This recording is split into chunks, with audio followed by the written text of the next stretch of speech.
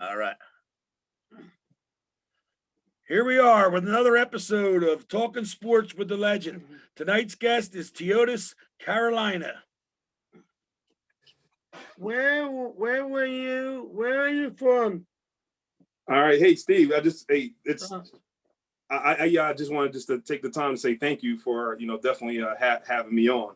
And happy Valentine's Day to you yesterday, man.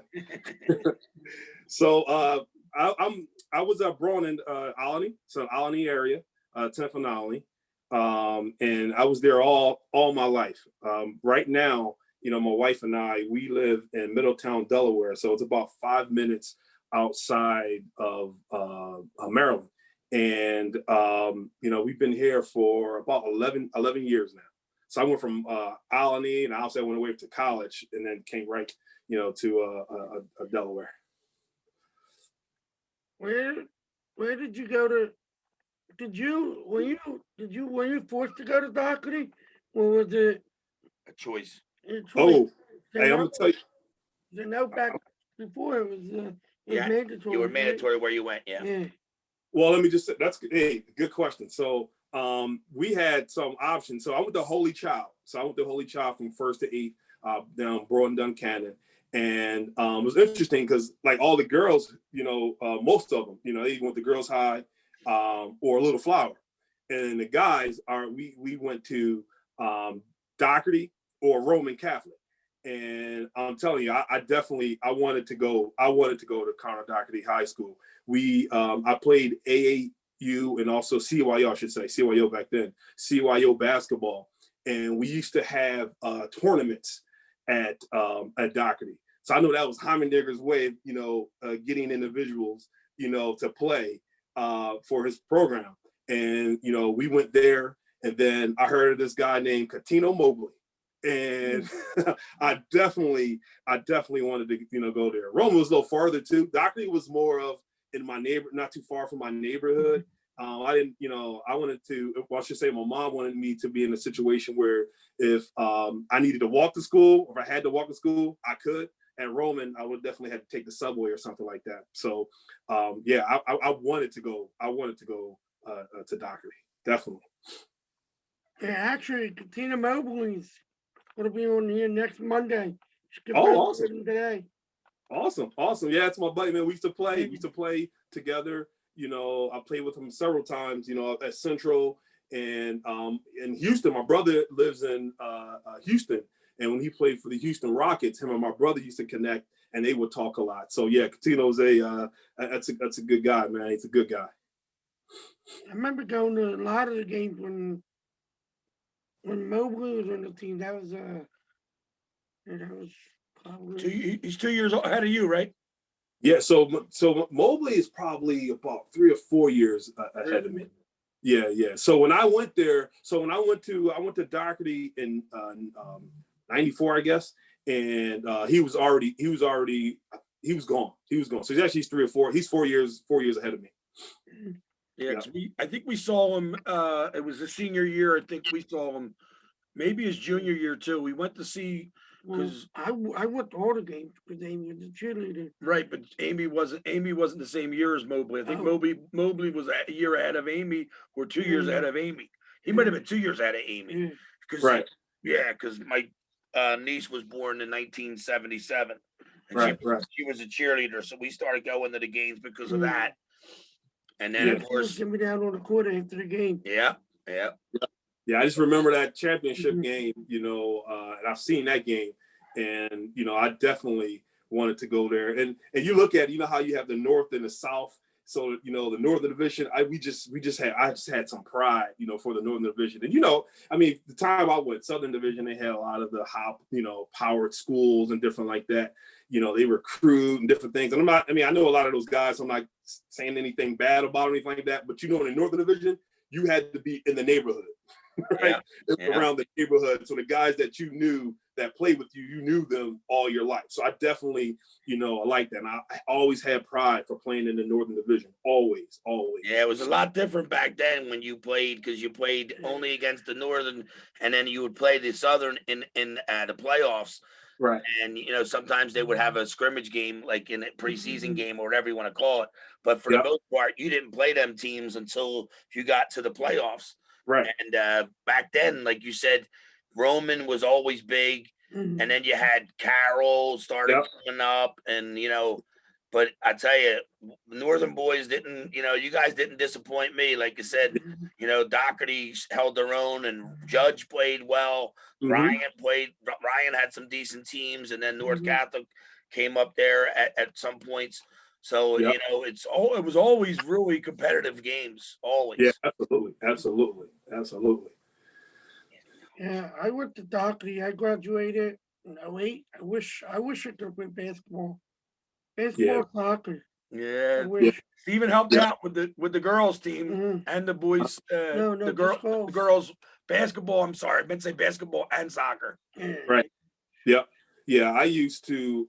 So obviously, like at the end, where Doherty, I used to go to a lot of those teams, a lot of those games, and I was helping out with Alvernia basketball, help coaching them out, the assistant, and I used to try to recruit as many guys as I could, definitely from Doherty. I definitely made sure Doherty was always on the schedule. So even if we didn't recruit anybody, I wanted to make sure I was at at least one or two Doherty games throughout the years. Obviously, when I played, in college, 2001, 97 to 2001, I wasn't able to go to, as many games because I was playing myself. But, after that, I definitely, try to go as many games, as I could. So I was able to see those Kyle Lowry teams and different things like that. Ask him where he went to college. Where did you go to college? I went to Alvernia University. So Alvernia is in Reading, PA. So it's about 45 minutes, to an hour outside of Philly. So I always say to people who don't know where it's at, I always say, hey, do you know where the outlets are? And the clothing outlets they are. So I said, yeah. So it's about like 5-10 minutes away from there. And I was heavily recruited, there from Doherty by Coach Mike Miller, who's now the head coach, at Alvernia University today.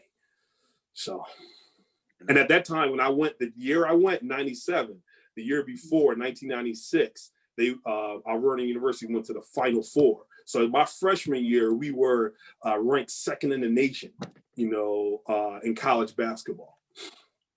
And that was Division 3. Yep. That was Division 3. Yep. And how did you do the 4 years you were there?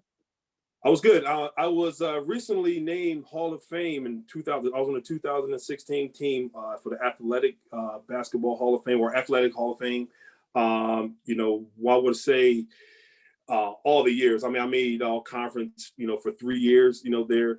So my sophomore through my senior year, my junior, senior year, I was, the captain of the team. Also, in my senior year, I had, obviously my best statistics there, but, we played well. We won our first, conference, tournament, there, went to the NCAA, my junior year. A good program. I was recruited by a lot of the neighborhood, schools, like you mentioned earlier. I think Holy Family, and at the time Arcadia was Beaver College at the time. Cabrini, I just Eastern University. I was recruited by a lot of the neighborhood, Marywood, Misericordia, all those schools, recruited, with me. At that time, we were a good team at Doherty, so we had a lot of individuals coming down, to see us play. My sophomore year at Doherty, I was on varsity, and that was the year where you had Carlos Sanders, he's a senior, and that's when we played Roman, down to Palestra. So then my junior year, when sophomore year I didn't get too much time, but my junior year, that's when I started, and we had I think we only lost one game, in league play. So a lot of those teams, we had 4 lettermen, that year. So you had Bob Pimpleton, you had, Eddie Lieber, you had, myself. So you had, a lot of colleges who were coming up, to see us play. And Donnell Sutton, sorry, I don't want to forget Donnell Sutton, and Donnell Sutton as well. So it was a good career. I had a good career there.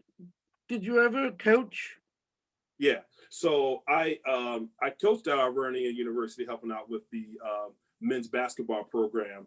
And I want to say I did that for about 5 years. then with work, and at that time I'm with my wife, and then that took me away, from that a little bit, so, but that was great, great experience. I mean, now, I coach my son's basketball teams. They're 9 and 6. So I coach them, at this point, but coaching, it's a whole different ball game from playing. I'll tell you that it's a different ball game, but I love it. I definitely love it, because I love it now, as I, as well as I did in college, but now I get to see, my sons, develop, as they're playing, and every once in a while, I kick back in my memory to look at, think of myself when I was their age. So we can never tell how tall you are when you're sitting down in a chair. Right. What was your height then in high school, and then did you grow after high school, or did you do all your growing before? Hey, I ain't grow too much, so I'm sick. I was a 4. I was a 4, 6'2", forward, and in college, I mean, I grew like one. I mean, I was 6'3", so I'm 6'3" now. So I didn't grow. I was small at my position, really small at my position. So not too tall, comparable to the guys. Right. Yeah. Oh yeah. I got you. But I will say, Northern Division, I mean, we're going against teams, like Dudley from Conwell, Egan. I mean, I'm going against the 7-footers, in college. And as you know, with different schemes that you have, you can cover up, your height, the defensive schemes that you can definitely play. Charles Barkley and Dennis Rodman, 2 of the greatest rebounders ever, and they weren't 7 foot tall. Yeah. I mean, Alverny, I'm top 5, in rebounding, all time there. Nice. And again, I'm not out. You can ask anyone. I'm not the highest jumper. I can't get off the ground at all. All about positioning, man. All about position. Timing and positioning, man. Yep. And going opposite. It's all about position. It's all about boxing out. And I had a quick step, so I could get up fairly quickly than a lot of the guys. But tipping the ball, is definitely good. We had Philly toughness, man.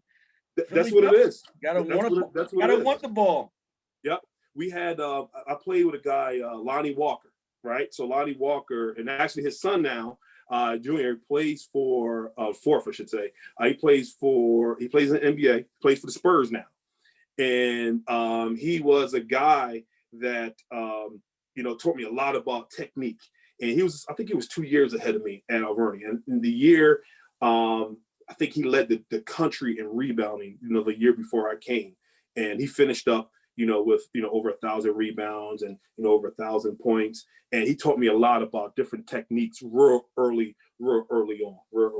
So that definitely helps out. As you mentioned, it's all about positioning, going opposite, quick, stepping, and there's no excuses not to get that rebound. It's all, like you said, all about the Philly toughness that you had. I had that. What made you get into coaching? So really, to be honest with you, I knew, like you mentioned, like your dad mentioned, like I was small, right? And I really wanted to, I mean, I loved athletics, but I really wanted to really, work and use my brain for what I use. Not that basketball is not using your brain, but I wanted a long-term career. So I really wanted to stay close to the basketball, and coaching was the best thing, for me, and to do that. I recruited a lot of the kids out of the Philadelphia area, so I was able to go to a lot of those schools and also meet a lot of the coaches where I didn't have an opportunity to meet them, as a player. So again, it's just me being around a lot of just being around basketball, being around the guys again, and that's the stuff that that I love to compete. I love to go in every day, to battle, and coaching was side of it. And then also I wanted to see how how it was after you're doing those X's and O's, after you look at different schemes, after you scout and see how that relate to your guys playing. So that was a good question. How far have you traveled as a player or a coach for a game or tournament? Right. So the farthest place I've traveled would have been probably Las Vegas. All right. So we had a tournament in Las Vegas, I want to say my junior year. And I think that was my furthest place at that time and to play. We didn't win that tournament, but it was a great, we was at Thomas and Mack Center and different things like that. And then I want to say, like 4 years later, after I graduated, then my team went to Hawaii. I'm like, what? Why couldn't we go there when I was playing? But I wasn't able to go on that trip. But I would say Las Vegas was the furthest place that I had to play from here. Do you have a role model?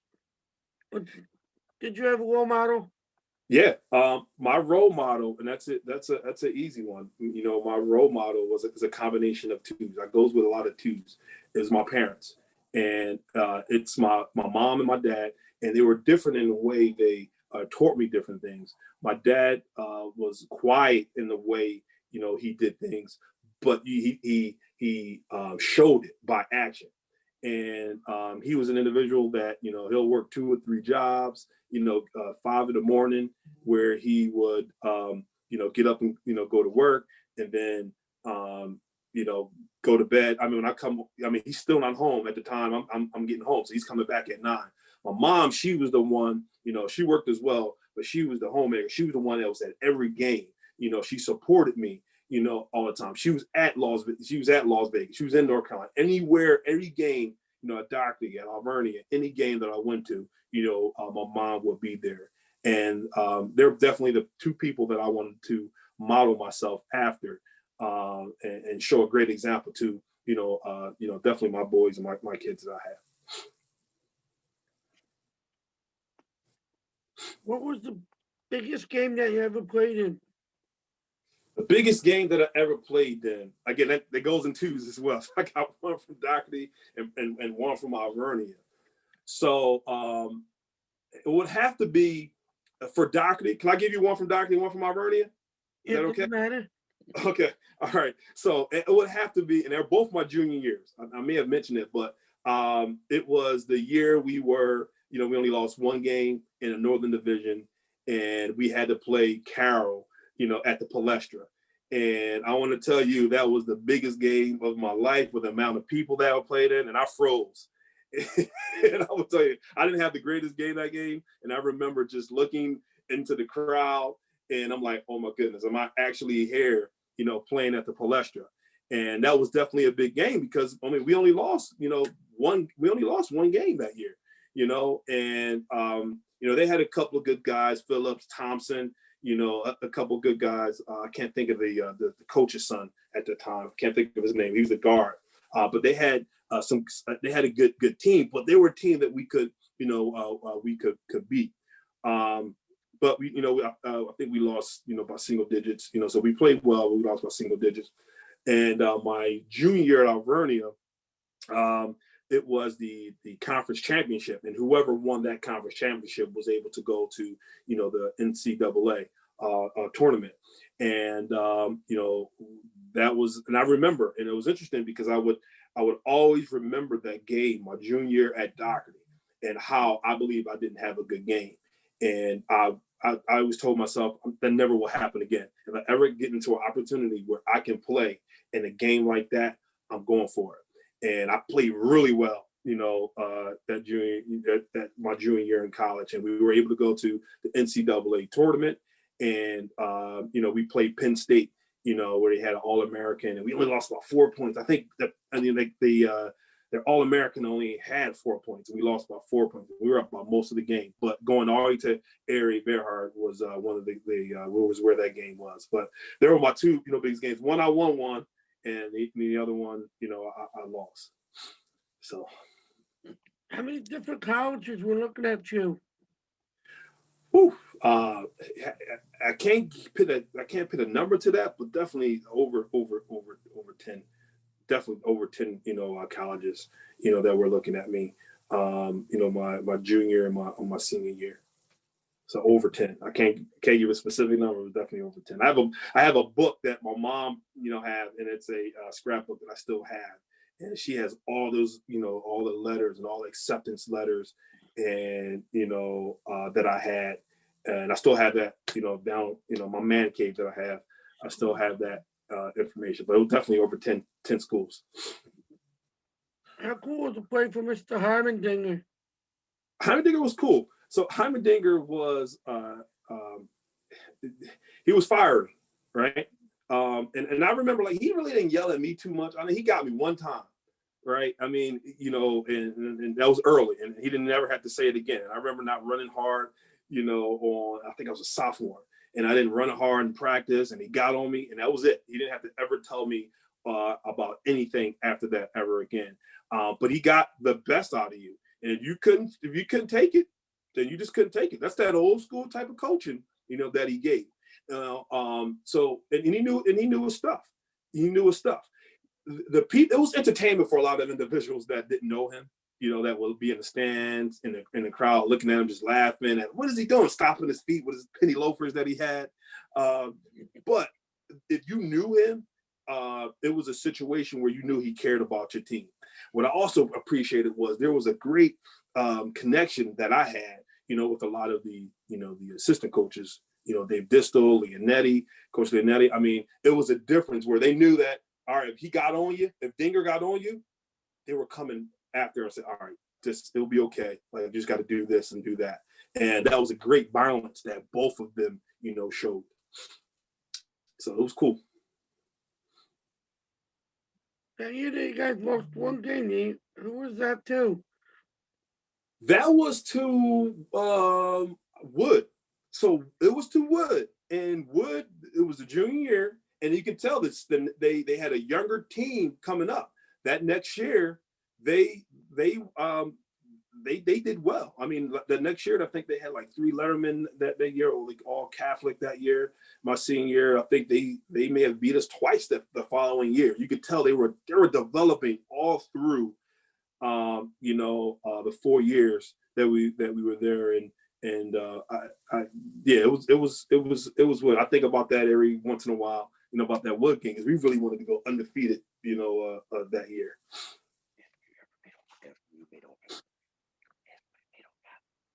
Did you ever make like all Catholic?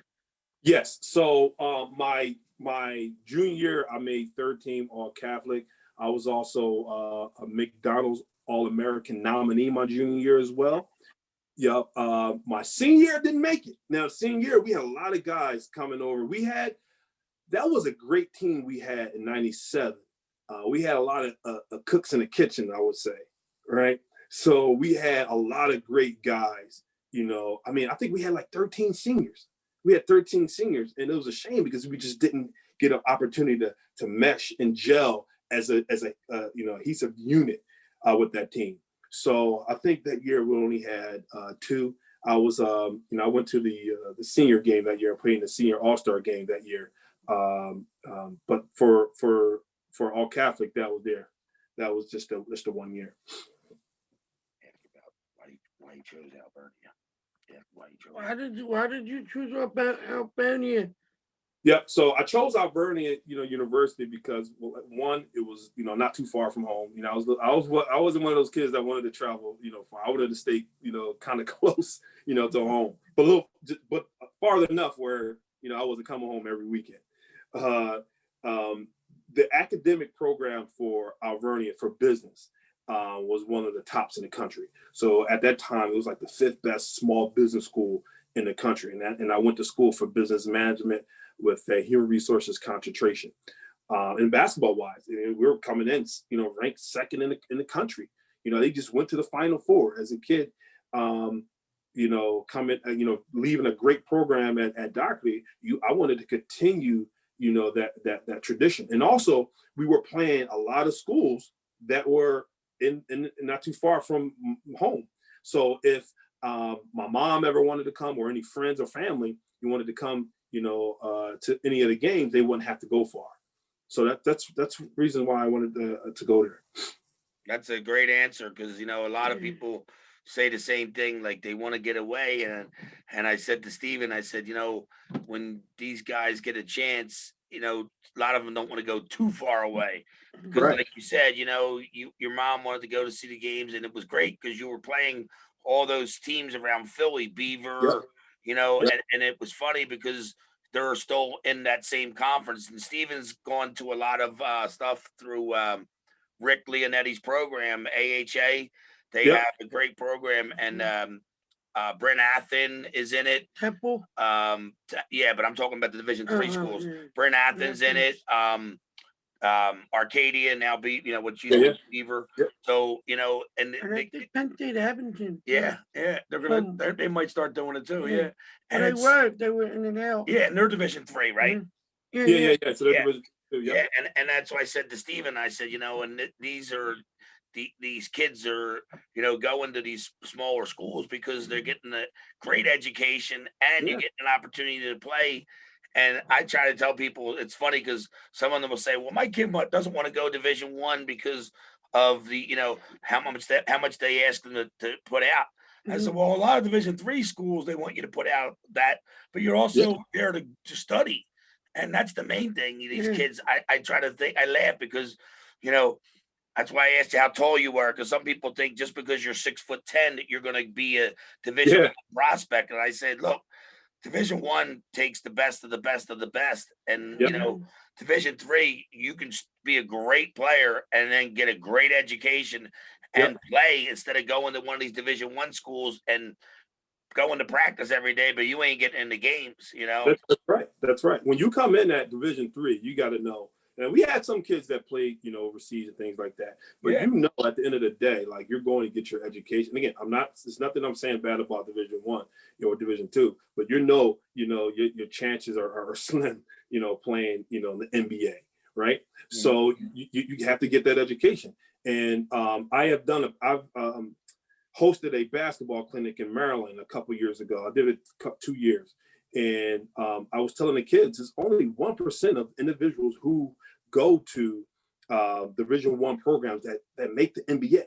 And it's 1%. And guess who's taking a lot of our 1%? A lot of the international players now. Yeah. They're the 1%. If you look at, some of the last drafts, 5 of the first round is international players, which is fine. But these individuals, they're still playing. They won't even come over to the NBA right away. Like Rubio and those players, they're still playing. They're not even coming over. So, it's interesting because also it's something you made me think about this.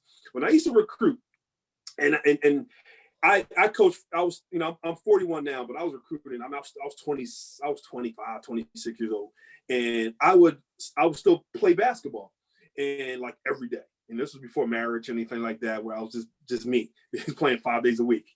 And I would go to someone's house, and they wouldn't even talk to me because you have their uncle or their dad or whoever, their friend, saying, we don't want to go to Division III. He's a Division I kid. And I'm thinking to myself, I'm better than you right now. At 26 years old, and you're going to tell me that you don't want to go. And then and as a coach, especially in the collegiate, you follow your players that you recruit. You have your name, you follow them. And then you look at it 6, 7 years later, you're looking at them at Walmart, and they're like, hey, what's going on? Have you played? Never played. I'm thinking like, wow, why not? And he said, well, I'm still waiting for a Division I school. Well, I'm thinking, keep waiting, because if it hasn't come now, and some individuals, it comes later, but that's lower than 1%, like Udall Hansel, like guys like that, who is a journeyman, and he was overseas for about 6 or 7 years, and he finally made it play for the Heat. Like, you don't get that all the time. You just don't get that all the time. That's why I said to Steven, nowadays the guys are going to overseas to play instead of the guys from overseas. Back in the day, you maybe had 1 or 2 guys in the league that were from another country. Now it's like the Sixers got 12 guys in a roster. It's like 6 different countries are represented. Yeah, absolutely. Yeah. Wow. You got Ben Simmons was born in Australia, and Embiid was born in what part of Cameroon. And then you have the other guys from Turkey. Yep. Wow. Yeah, it's and it's and the rookie that they got, the center. But I mean, last year they had like 7 players. They led the league. Yeah. and again, number of countries. And again, no issues with those individuals. All I'm saying is that that's another market that is saturating. Now instead of the American kids, now maybe a 0.5% go to the NBA. Absolutely. That's a good point. Yeah. Asking how far did you guys go when Alvernia when you were there the 4 years?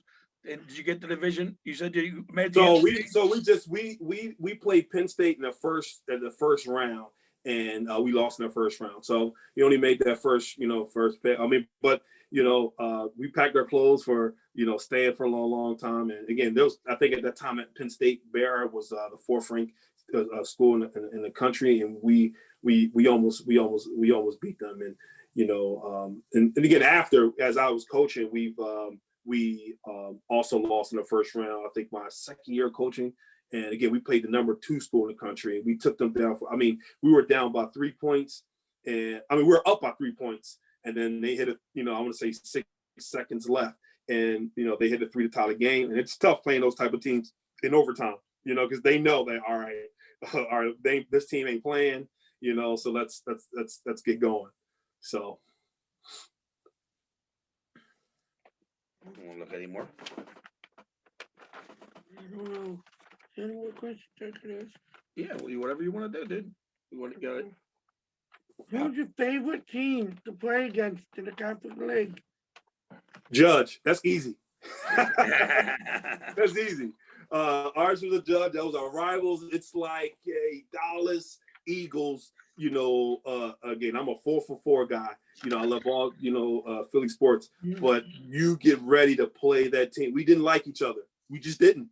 We didn't like each other, and that's the team that you stayed up for. That's the team that Heimerdinger will. We can be playing a Wood, and we won't play Judge for like 5 games, and he will say, "You guys ready for Judge?" He knew that would get the whole locker room hype, because we were ready to play, that team. I don't know where that came from or where that started from. A lot of the guys in the Northeast, they're real close to the St. Cecilia's parish. Right. The one parish over is Resurrection, and those guys go to Judge. So okay, a lot of those guys from that area that are right up there in near Fox Chase. That if you live on the other side, you go to Judge, and that side you go to Doherty. So that was funny, because I remember the same thing in soccer when we had a big rivalry with Judge from North, because we were both had the same kind of priest.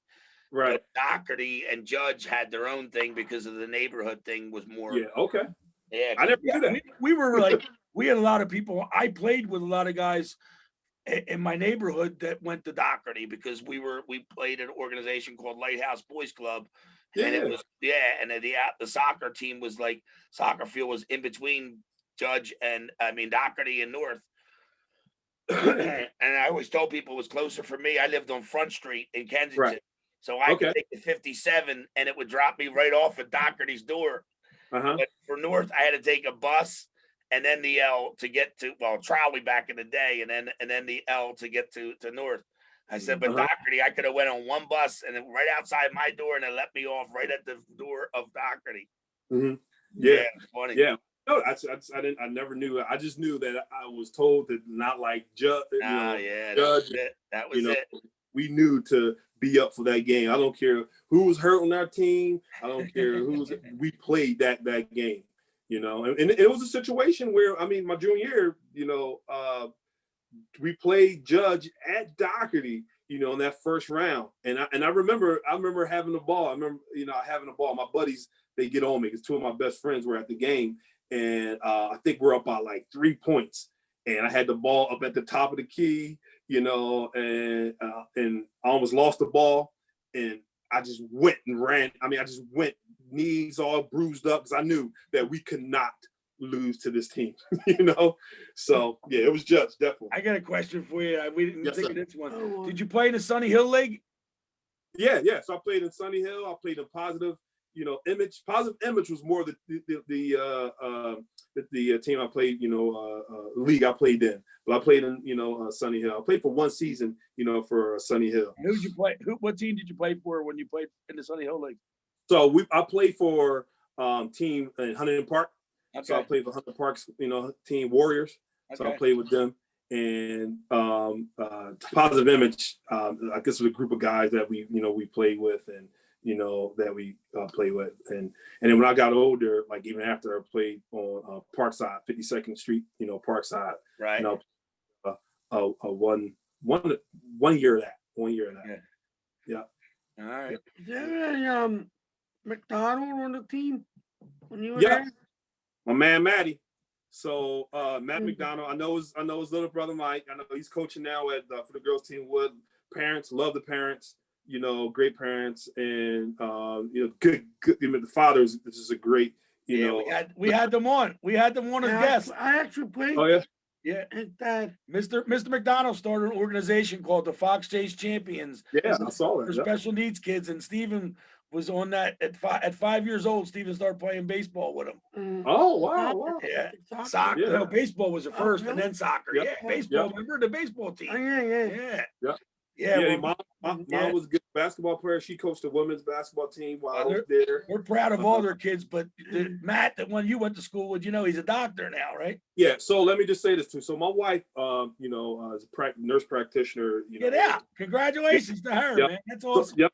So she one day, and we were married. So one day, she worked the night shift, and this is when she worked at St. Christopher's Hospital at this time. Okay. And she called me early in the morning before I went to work, and she just said, "Hold on." And then I'm like, "Okay." And again, she worked in the NICU, right?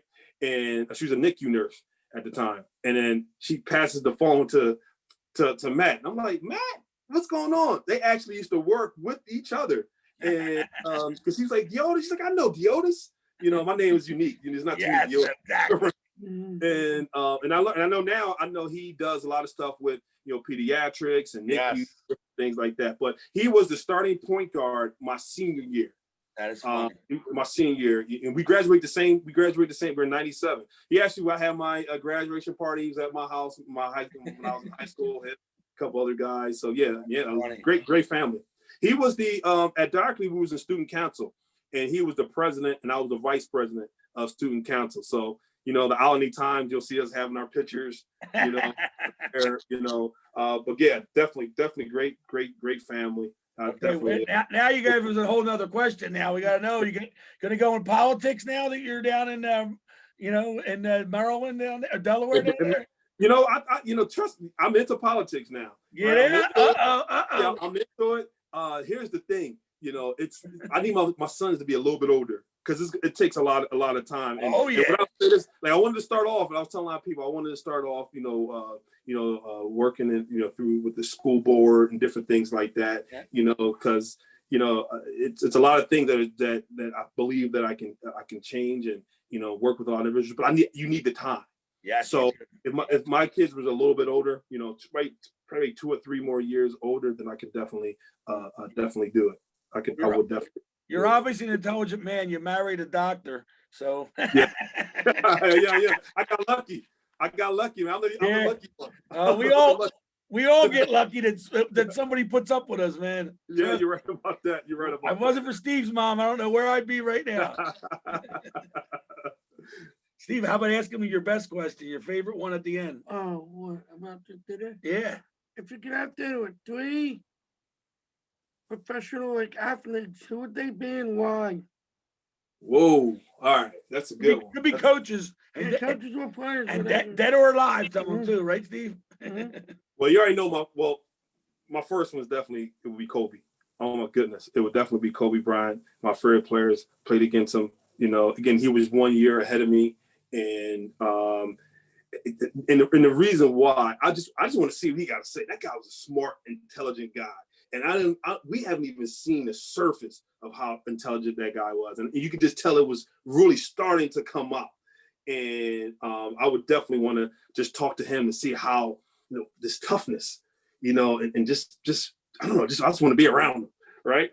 I would also say, so that's my one. That's one. Dr. J. Definitely Dr. J, my favorite player of all times. As growing up as a kid. I was born in '79, so in the 80s, in the beginning, obviously I was like 3 or 4 years old when they won a championship.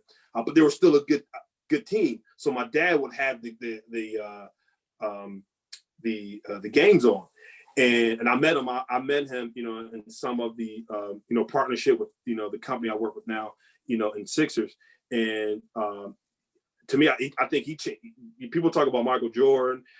Put it like this: Dr. J is an individual that Michael Jordan looked up to. So if that's the case, you got to say, Dr. J, and him representing, Philadelphia for all those years. He's a Pittsburgh guy, so he's not like he's from the state. So definitely him, and B Dawkins.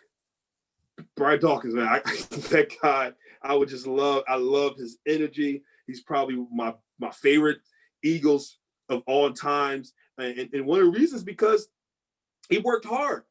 Like people look at him thinking that he had that talent. He was good, but he became great. And the leadership that he had. I mean, the fact that he can go to Hall of Fame being in that position that he had, it's just amazing to me. So I would love to have all four of us, be at the same, dinner table. Hopefully we'll eat chicken parm or something like that. Yeah, that's a good one, man. But like you said, all those people you mentioned, they worked hard. Like people didn't understand that about Kobe. Like stuff came out of it now, but when he was growing up, a lot of people, because of who he was, but he used to go, I heard stories how he would go up to North Philly and everybody didn't know who he was at the time.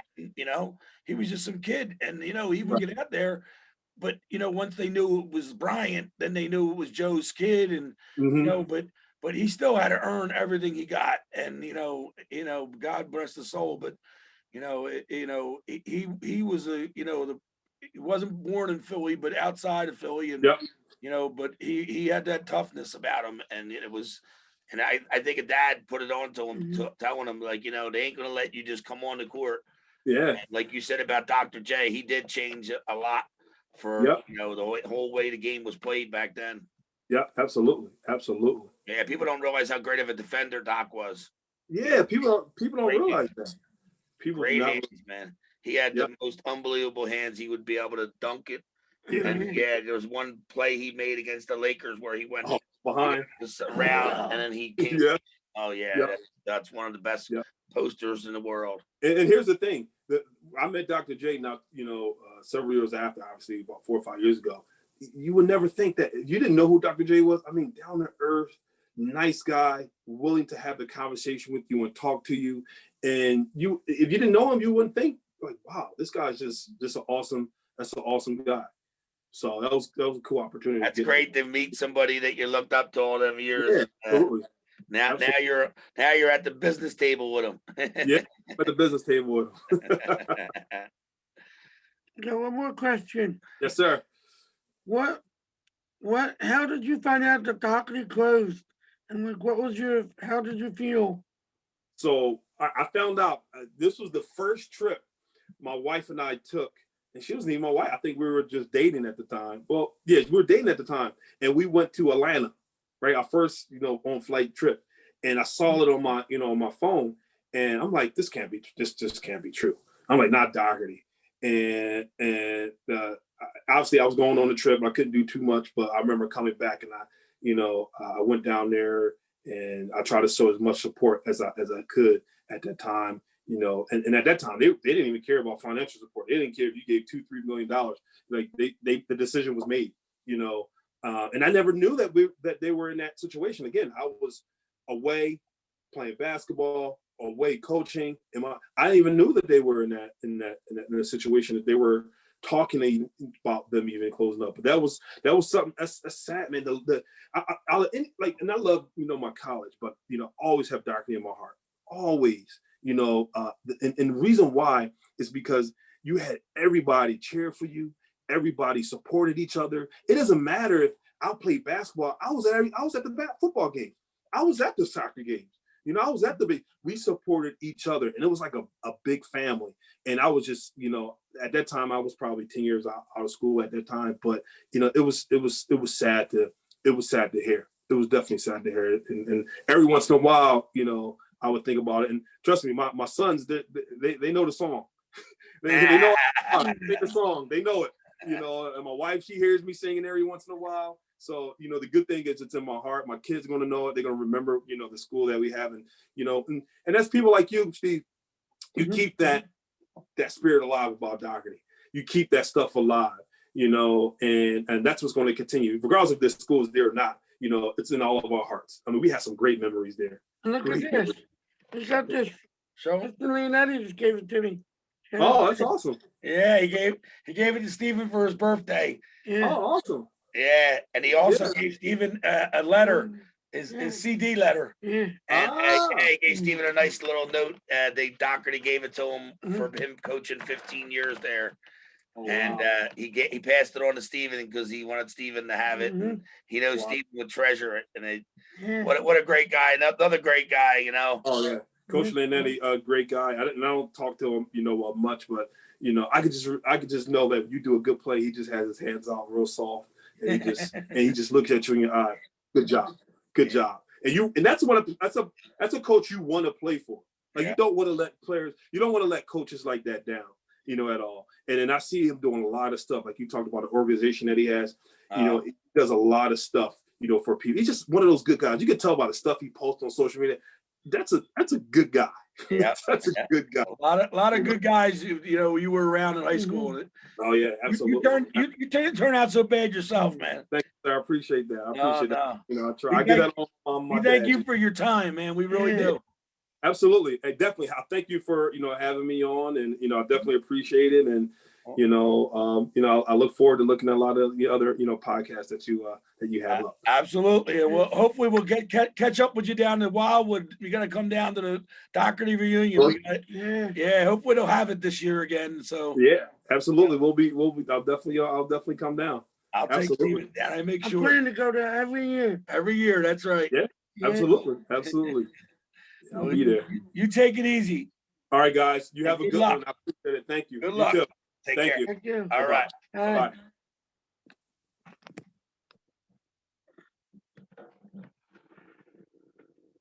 When people get ahead of you, that's why you got to